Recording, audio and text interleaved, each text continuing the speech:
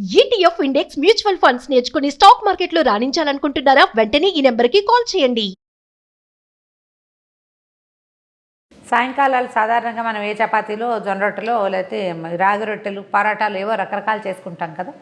జొన్న పిండితో రొట్టెలు చేయటం ఎలాగో చూసాం.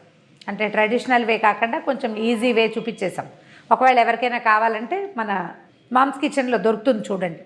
సింపుల్గా జొన్న రొట్టె చేసుకోవటం. అయితే ఇప్పుడు అంతే సింపుల్గా జొన్నతోటి పరోటా చేసుకోవటం చూద్దాం.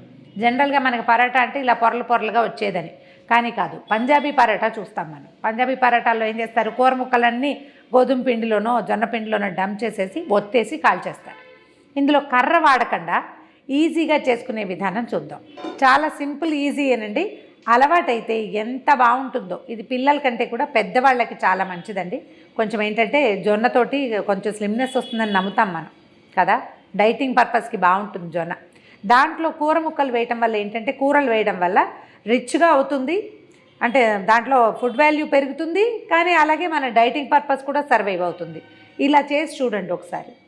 ఒక కప్పు జొన్నపిండి తీసుకుందాం. ఫ్రెష్ జొన్నపిండి అయితేనే బెటర్ అండి.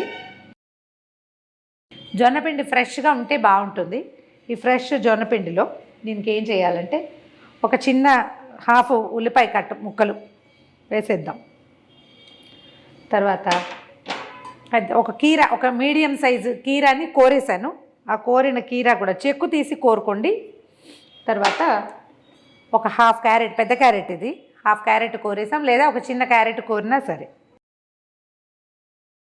తర్వాత మెంతికూర నాకు చాలా ఇష్టం అండి. పాలకూర కూడా వేస్ట్ చేస్తున్నా. ఒకవేళ మెంతికూర లేదనుకోండి పాలకు వేసుకోవచ్చు. యాక్చువల్గా ఇది మా చిన్నక్కయ్య రెసిపీ, తను చేస్తుంది. సో మేము కూడా చేసి చూసాం, బాగుందన్నమాట. మెంతికూర పెద్ద మెంతి దొరుకుతుంది కదా, దాన్ని ఏం చేస్తారంటే ఆకులు వలిచేసి సన్నగా కట్ చేసి పెట్టుకోండి, భలే రుచిగా ఉంటుంది.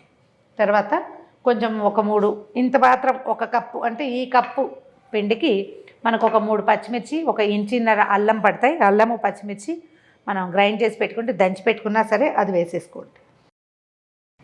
ఒక చిటికెడు పసుపు, తర్వాత ఒక హాఫ్ టీ స్పూన్ కంటే తక్కువ, ఒక పావు టీ స్పూన్ అనుకోండి వాము వేయండి. చాలా బాగుంటుందండి, వాసన భలే చక్కగా ఉంటుంది.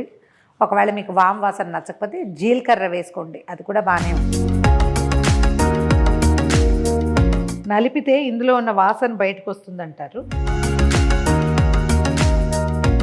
మన రుచిని అనుసరించి ఉప్పు వేసేయండి.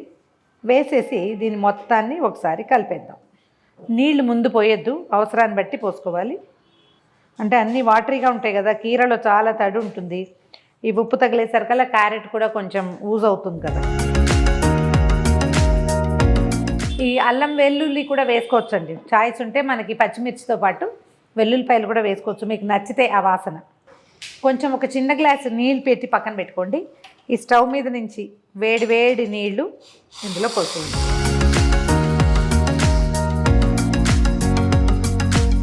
ఒకసారి వేడి నీళ్ళతోటి కలిపితే, జనరల్గా జొన్నకి ఏంటంటే హాట్ వాటర్ దానికి అవసరం అని చెప్తారు.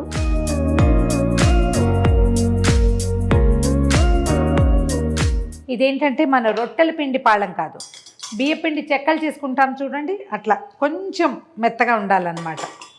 మామూలుగా చపాతీలు కర్రతోటి ఒత్తేలాగా ఒత్తం, ఇది చేత్తో ఒత్తుకుంటాం మనం.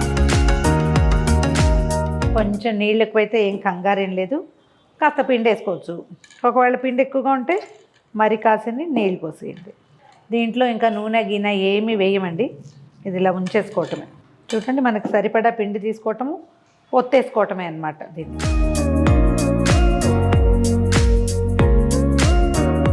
ఓ పెనం పెట్టుకుందాము. ఇది నాన్ స్టిక్ ప్యాన్ లాంటివి, నాన్ స్టిక్ లాంటివి పెట్టకండి. మందపాటిది మన కాస్ట్ ఐరన్ ప్యాన్, లేదా మన దగ్గర ఉన్నది సన్నటి తవా కాకుండా కొంచెం మందపాటిది ఉంటే ఇది నిదానంగా కాలటం కోసం అన్నమాట. ఇది వేడెక్కే లోపల మనం ఈ రొట్టెల్ని ఎట్లా ఒత్తుకోవాలో చెప్తాను. దీన్ని మనం పిండి వేసి వత్తము, రాయి మీద వత్తమండి. సింపుల్ ఈజీ మెథడ్ ఏంటంటే, ఈ సైజు క్లాత్ ఒకటి పెట్టుకోండి. మన హోమ్ నాప్కిన్స్ ఉంటాయి కదా, కిచెన్ నాప్కిన్స్, అలాంటివి పనికొస్తాయి. నావన్నీ ఎక్కువగా పంచముక్కలే ఉంటాయండి, వాటినే పెట్టుకుంటాం. ఈ సైజు ముక్క ఒకటి తడిపేసి పిండేయండి గట్టిగా. దాని మీద మనకి సరిపడా ఎంత కావాలో దీనికి సరిపడా ఆ మాత్రం ముద్ద తీసుకోండి, పెట్టండి. కొంచెం తడి చేసుకోండి, చాలా నీళ్ళ చేయి కాదు, కొద్దిపాటి తడి చేసుకుని దీన్ని ఒత్తేయండి. అది లేచి వచ్చేస్తుంటే మనం దాన్ని అదిమేసేయాలి అంతే. రౌండ్గా మనకి చేతనైనంత గుండ్రంగా చేసేద్దాం. ఫస్ట్వి కొంచెం చిన్నవే వస్తాయండి, మనకు కాస్త ఇది అలవాటు అయ్యాక పెద్దది వస్తుంది. మనం ఎంత పెద్ద ముద్ద తీసుకుంటే అంత పెద్దది వస్తుంది. నిర్మోహమాటంగా పలచం చేసేయండి, ఏం పర్వాలేదు, అది వెళ్ళాలి కోసాల దాకా అంతే. దీనికి కర్ర అవి వాడాల్సిన అవసరమే లేదు. 1-2 సార్లు చేసి చూస్తే మనం ఇదే మెథడ్లో రాగి రొట్టెలు కూడా చేసుకోవచ్చు. ఓకే, ఒత్తి పెట్టుకున్నాము. పెనం కాలింది. దీన్ని ఏం చేయాలంటే ముందు కొంచెం గ్రీస్ చేసి పెట్టుకోవాలి.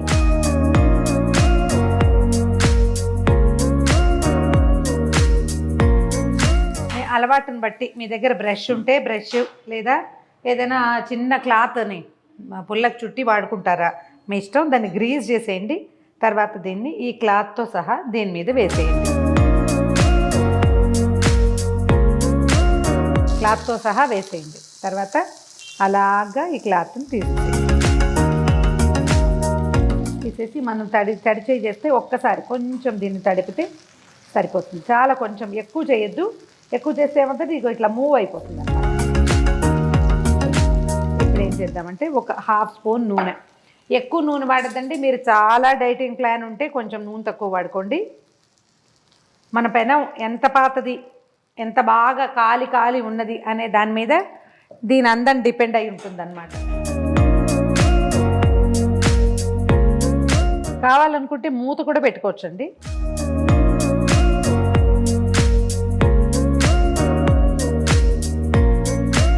రెండు వైపులా ఒక్క చుక్క నూనె వేసి కాల్చేసేయండి.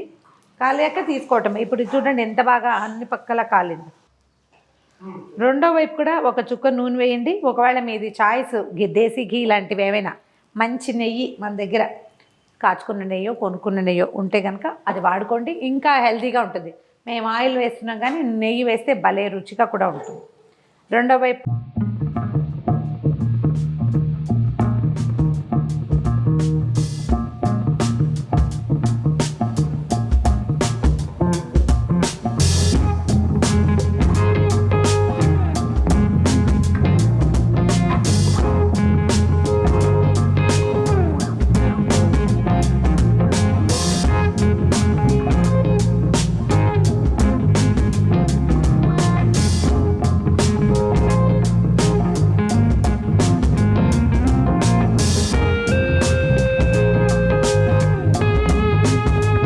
ఇదిగోండి మన జొన్న పరాటాలు రెడీగా ఉన్నాయి.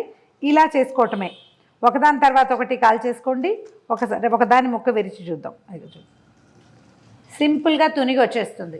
పిండికి ఏం లేదు, మనం కొంచెం ఒక 10 నిమిషాల ముందు కలిపేసుకోవటము, పొత్తేసుకోవటమే. నేను చూపించినట్టుగా సేమ్ ఇలాగే క్లాత్ తోటి మీకు ఏ క్లాత్ అవకాశం ఉంటే దాంతో చేసుకోండి.